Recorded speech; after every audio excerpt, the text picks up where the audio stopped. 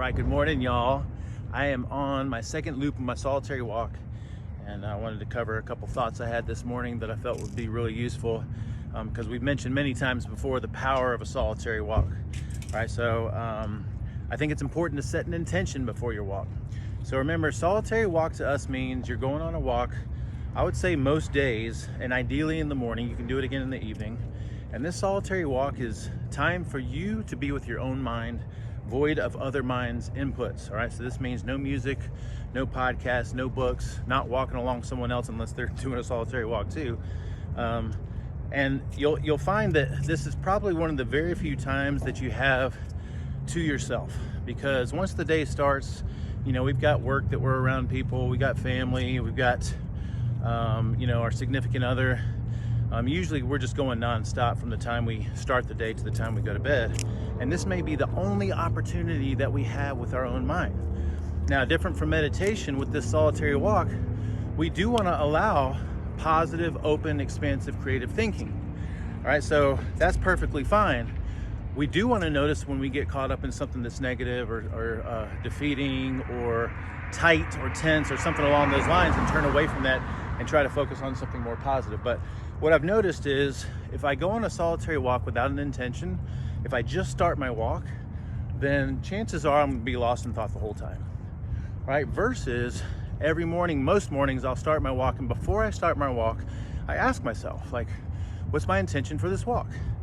And there's usually like 3 different choices. So the first choice is to think about something that you know that you need to work on. And I always use the example of, if I have a talk coming up, which I do this weekend, a lot of times I'm kind of rehearsing some concepts in my mind and how I'm going to talk about it.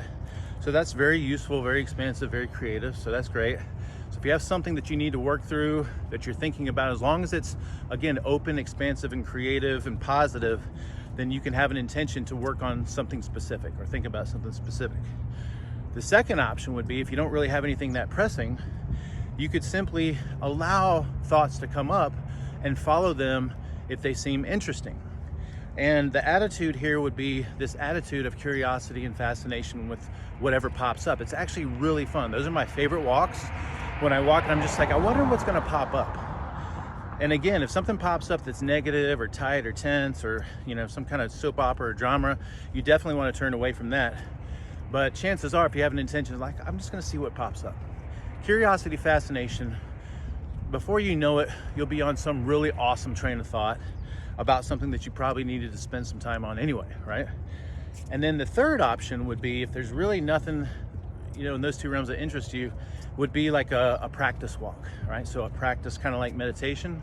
So as you notice thoughts pop up, whether they're positive or relatively negative, it doesn't matter. You acknowledge it, and then you just come back to the present moment by looking around, listening, and feeling the body.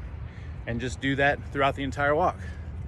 So again, setting an intention for the walk, extremely important, because if you just start walking, chances are you're just gonna start thinking and not even realize it. So the 3 options I would say to try to choose from would be either, number 1, something that you specifically need to think about. Again, open, expansive, and creative and positive.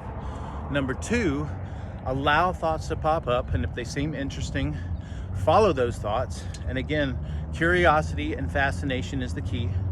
And then number 3, you can use your walk for practice. Kind of like meditation, notice your thinking, no matter what it is, come back to the present moment by looking around, listening, and feeling. All right? Make it a great day, y'all. By the way, that was a solitary walk pro tip.